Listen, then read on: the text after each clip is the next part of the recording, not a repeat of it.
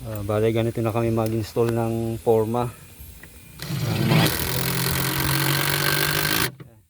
ang ginagamit namin puro na lang screw para kahit pwede mo siyang tanggalin, kasi kung pako pang gagamitin mo dito, wala na, paano ka pa makakapagpako, gipitan na.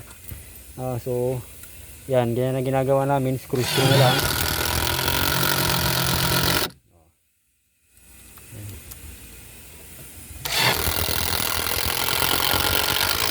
Napakabilis. Yan. Pag-screw.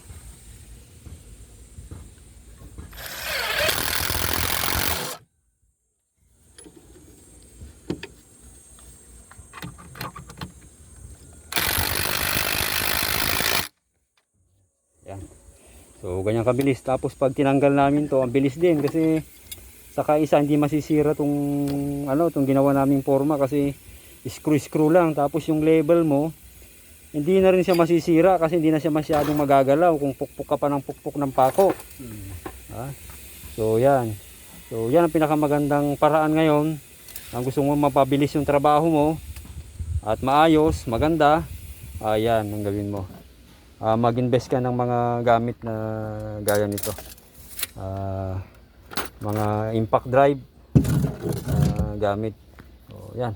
Yan ang pinakamabilis na proseso ng paggawa ng forma sa column.